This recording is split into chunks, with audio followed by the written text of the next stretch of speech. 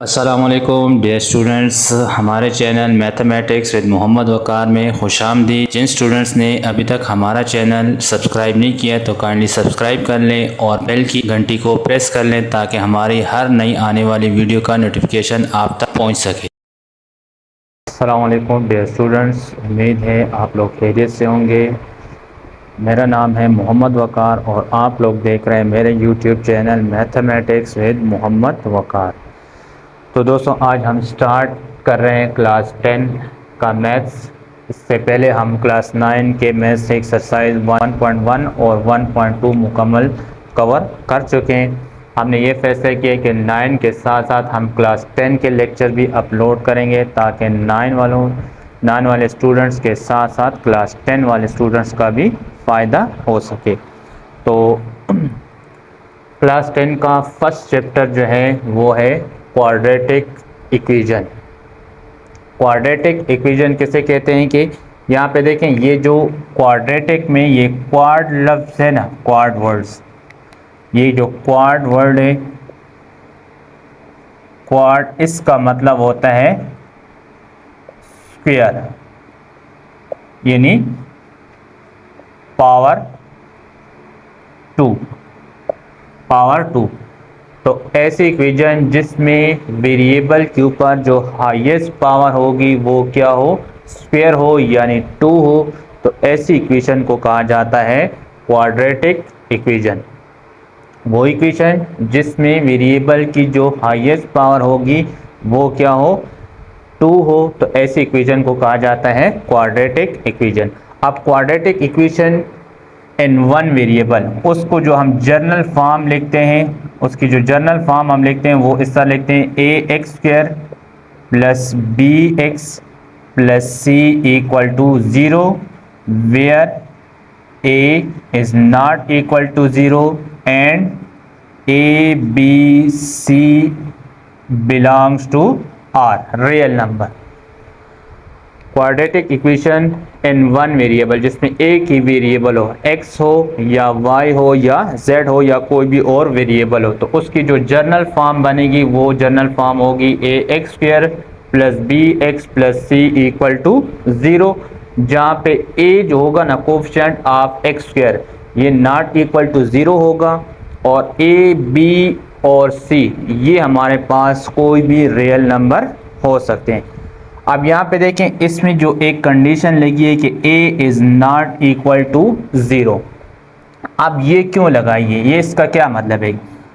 आप देखें, अगर इफ़ हमारे पास अगर a बराबर हो जाए 0 के, तो इस इक्वेशन को देखें, यहाँ पे a की जगह आ जाएगा 0x² plus bx plus c equal to 0। 0 किसी भी नंबर से मल्टीप्लाई होगा तो उससे क्या आता है, 0 आता है, तो यहाँ से आ जाएगा bx plus c equal to 0। तो अब देखें, इस इक्वेशन की हाईएस्ट पावर क्या 2 है। अब इस इक्वेशन की हाईएस्ट पावर क्या है, 1 रह गई। अब ये क्वाड्रेटिक इक्वेशन नहीं रही। अब इसको कहा जाता है लीनियर इक्वेशन। ये हमारे पास अब क्वाड्रेटिक इक्वेशन नहीं होगी, इसको कहा जाएगा लीनियर इक्वेशन। ठीक है, तो इसलिए इसमें कंडीशन लगाई गई है कि इस इक्वेशन में x² का जो कोफिशिएंट है वो 0 नहीं होगा, तब ये क्वाड्रेटिक इक्वेशन होगी। अगर इसमें x² का कोफिशिएंट 0 आ गया तो ये फिर क्वाड्रेटिक इक्वेशन नहीं होगी।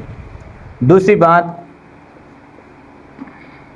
अगर हमारे पास इसमें b इक्वल टू 0 हो जाए, यानी कोफिशिएंट ऑफ x का कोफिशिएंट अगर 0 हो जाए, तो फिर देखें इस इक्वेशन से क्या बनेगा, ax² plus 0x plus c equal to 0।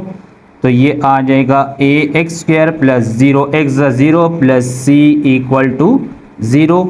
तो फिर इस टाइप की इक्वेशन को कहा जाता है प्योर क्वाड्रेटिक इक्वेशन।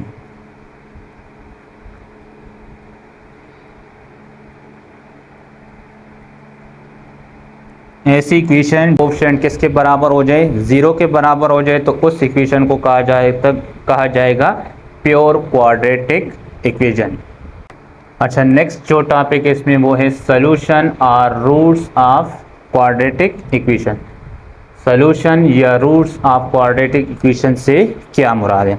मिसाल के तौर पे अगर हमारे पास एक इक्वेशन है x square minus 4 equal to 0, तो अब इसमें x की वो तमाम वैल्यू जिसके लिए ये इक्वेशन क्या हो, ट्रू हो, तो उन तमाम वैल्यू को सोल्यूशन या रूट्स ऑफ दिस इक्वेशन कहा जाएगा।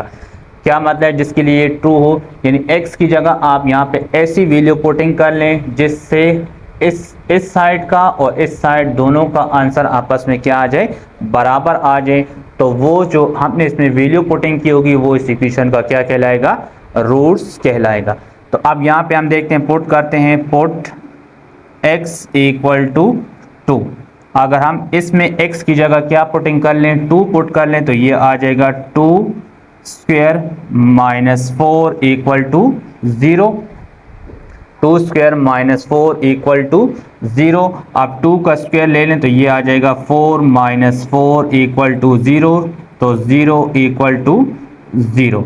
तो देखें x की जगह हमने क्या पुटिंग की है, 2 पुटिंग की, तो यहाँ से हमारे पास लेफ्ट साइड और राइट साइड का आंसर सेम आ गया।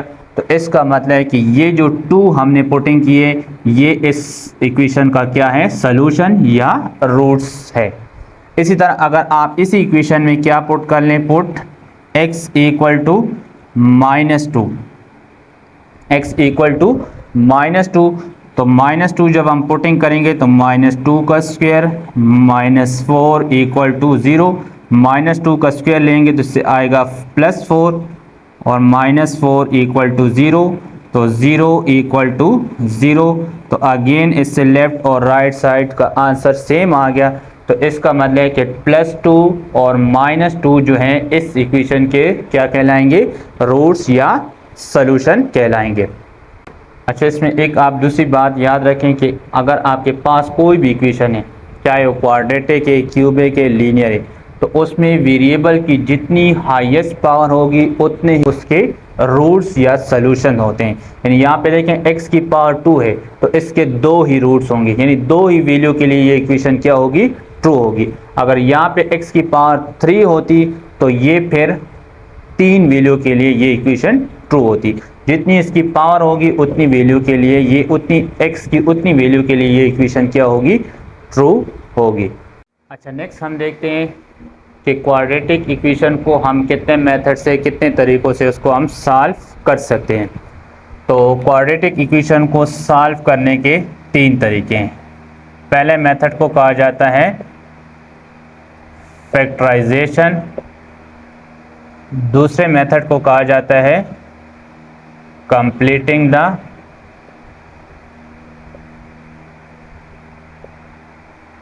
स्क्वायर, और तीसरे मेथड को कहा जाता है बाय क्वाड्रेटिक फार्मूला। यानी क्वाड्रेटिक इक्वेशन को हम 3 तरीकों से सॉल्व कर सकते हैं। पहला मेथड है उसमें फैक्टराइजेशन, दूसरा मेथड है कंप्लीटिंग स्क्वायर, तीसरा मेथड है क्वाड्रेटिक फार्मूला।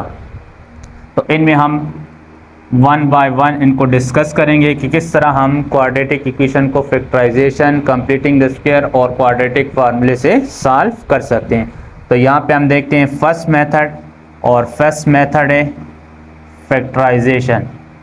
यानी हम एक एग्जांपल लेते हैं और हम देखते हैं कि फैक्टराइजेशन मेथड से हम किसी भी क्वाड्रेटिक इक्वेशन को किस तरह सॉल्व कर सकते हैं। तो एग्जांपल हम ले लेते हैं 2x square plus 2x minus 11 equal to 1। तो एक बात आपने हमेशा याद रखनी है कि जब भी आप क्वाड्रेटिक इक्वेशन को सॉल्व करें, चाहे फैक्टराइजेशन मेथड से करें, कंप्लीटिंग द स्क्वायर से करें या क्वाड्रेटिक फार्मूले से करें, आपने उस इक्वेशन को स्टैंडर्ड फॉर्म में आपने लिखना है। स्टैंडर्ड फॉर्म क्या होता है कि यानी राइट साइड पे आपके पास क्या होना चाहिए, 0 होना चाहिए।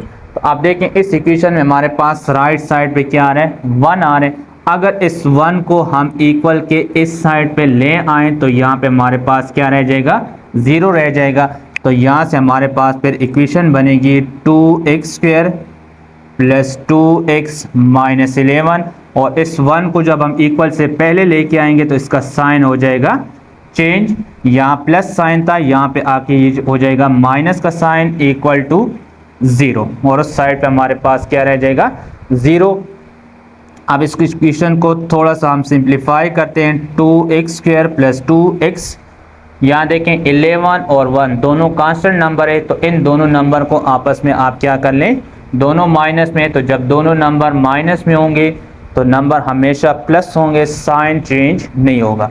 -1 माइनस 11 ये हो जाएगा -12 इक्वल टू 0। अब देखिए हमारे पास इक्वेशन बन गई 2x square plus 2x minus 12 equal to 0। अब अगर इसको थोड़ा सा अगर और आप सिंप्लीफाई करना चाहते हैं तो वो भी आप कर सकते हैं, यानी ये ऑप्शनल स्टेप है, ये ज़रूरी नहीं कि आपने लाजमी यहाँ पे करने हैं।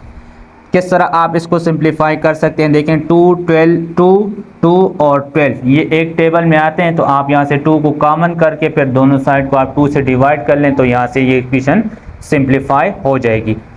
लेकिन यहाँ से मैं इसको डायरेक्ट फैक्टराइजेशन मेथड से सॉल्व करता हूँ। अब फैक्टराइजेशन मेथड में आप किस तरह सॉल्व करेंगे, आपने इस मिडल टर्म को आपने क्या करना है, ब्रेक करना है। मिडल टर्म को आपने ब्रेक करना है, तो किस तरह आप ब्रेक करेंगे उसका मेथड आप यहाँ पे देख लें।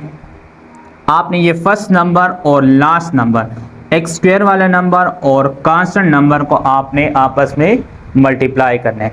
तो एक्स स्क्वायर का कोएफिशिएंट है +2 और कांस्टेंट नंबर है -12, तो प्लस जब माइनस से मल्टीप्लाई होगा तो माइनस आएगा, और 2 जब 12 से मल्टीप्लाई होगा तो इससे आएगा 24, यानी प्लस माइनस माइनस 2 12 ज़ा 24। दरमियान में जो नंबर है उसको आप सेम टू सेम ऐसे ही लिखेंगे, और दरमियान में नंबर क्या रहा है +2।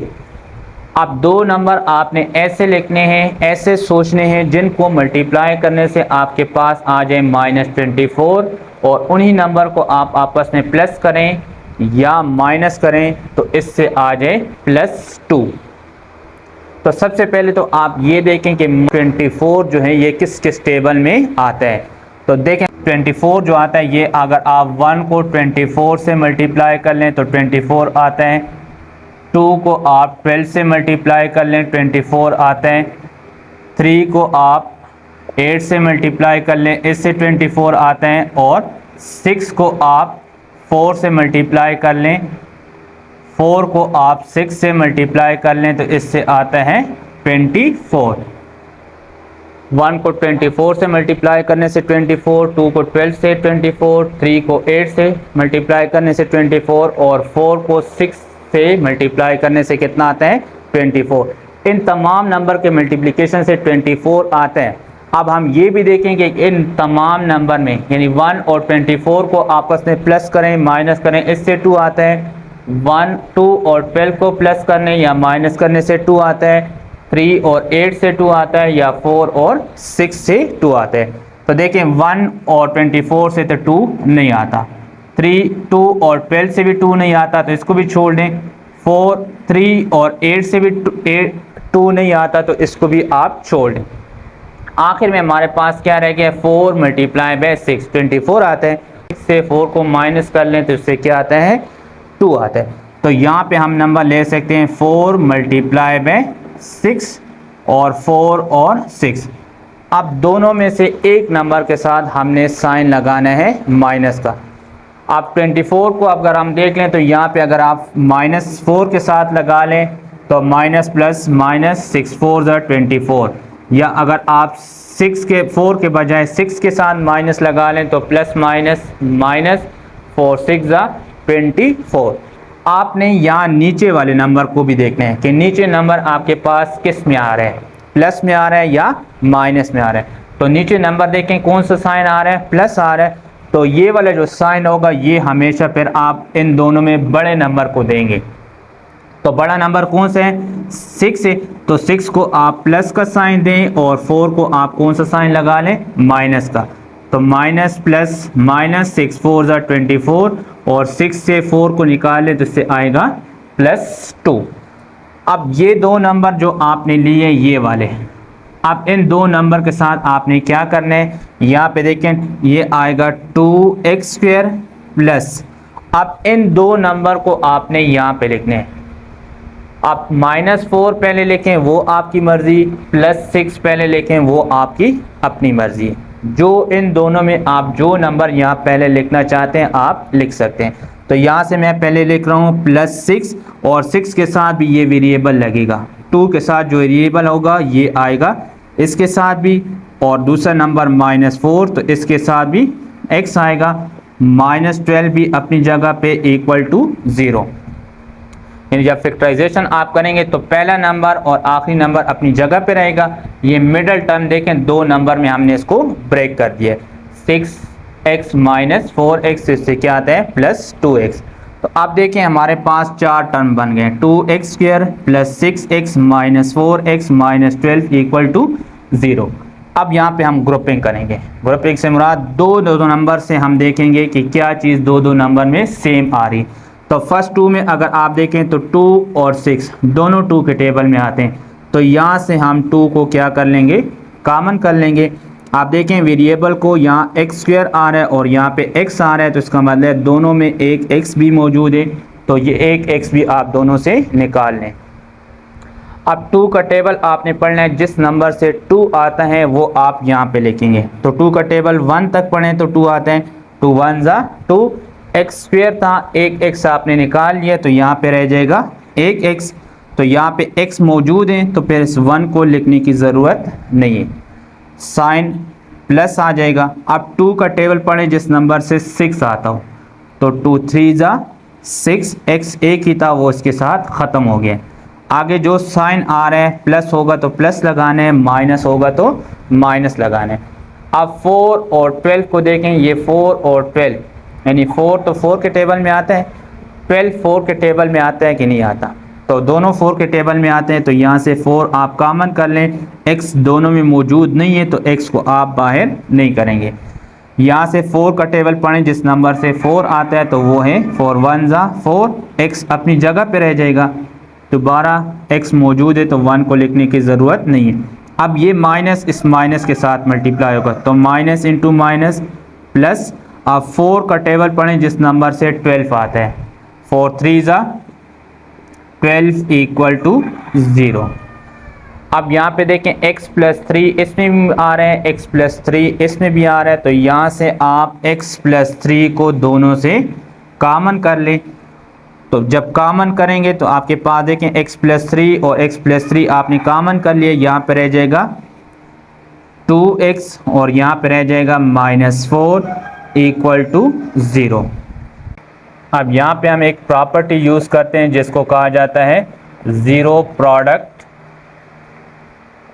प्रॉपर्टी। ज़ीरो प्रोडक्ट प्रॉपर्टी से मुराद ये है कि a multiply by b, a और b मल्टीप्लाई में हो और उसका आंसर किसके बराबर हो, 0 के बराबर हो। तो इसका मतलब है या तो हमारे पास a 0 के बराबर होगा या हमारे पास क्या बराबर होगा, b 0 के बराबर होगा। तो अब इसमें देखें x + 3 a हो गया और 2x - 4 b हो गया और इसका प्रोडक्ट किसके बराबर आ रहा है, 0 के बराबर है। तो इसका मतलब है कि या तो हमारे पास x + 3 0 के बराबर या 2x - 4 किसके बराबर, 0 के बराबर। तो यहाँ से हम दोनों नंबर को इक्वल टू 0 लेंगे, x + 3 इक्वल टू 0 या 2x - 4 इक्वल टू 0। अब हमें x की वैल्यू चाहिए तो x के साथ यहाँ पे देखें 3 प्लस में है। जब इस 3 को हम इक्वल के उस साइड पे लेके जाएंगे तो वहाँ पे ये हो जाएगा -3, 0 के साथ जाके माइनस हो जाएगा। तो 0 - 3 से हमारे पास आ जाएगा -3। दूसरी में देखें, दूसरी इक्वेशन में 2x - 4 इक्वल टू 0। तो पहले -4 को आप उस साइड पे ले जाएं तो यहाँ पे -4 से ये हो जाएगा +4। अब x से आपने इस 2 को ख़त्म करना है तो x के साथ ये 2 मल्टीप्लाई हो रहा है और जब भी किसी नंबर को आप मल्टीप्लाई से ख़त्म करेंगे तो उसका उलट होता है डिवाइड। तो यहाँ से आप कर लेंगे dividing 2 on both side, 2x divide by 2 equal to 4 divide by 2, 2 और 2 कैंसिल, तो x इक्वल टू 2 1 ज़ा 2, 2 2 ज़ा 4। हमारे पास सॉल्यूशंस क्या आ गए, एक 3 माइनस 3 आ गया और दूसरा क्या आ गया 2। अब ये सॉल्यूशन सेट कब बनेंगे, सॉल्यूशन सेट जब इसको आप इस सेट वाले ब्रैकेट्स में आप लिखेंगे तो ये रूट्स या सॉल्यूशन से ये हमारे पास बन जाएगा सॉल्यूशन सेट। तो इस तरह से आप फैक्टराइजेशन मेथड से आप क्या कर सकते हैं, क्वाड्रेटिक इक्वेशन को सॉल्व कर सकते हैं। उम्मीद है आपको फैक्टराइजेशन मेथड की समझ आएगी। इंशाल्लाह नेक्स्ट लेक्चर में हम देखेंगे कि क्वाड्रेटिक इक्वेशन को कंप्लीटिंग स्क्वायर से किस तरह सॉल्व करेंगे। उसके लिए हम जनरल इक्वेशन लेंगे और उसको सॉल्व करके उससे हम क्या बनाएंगे, क्वाड्रेटिक फार्मूला बनाएंगे। तो इससे आपको कंप्लीटिंग स्क्वायर की भी समझ आ जाएगी और हमारे पास क्वाड्रेटिक फार्मूला भी डिराइव हो जाएगा।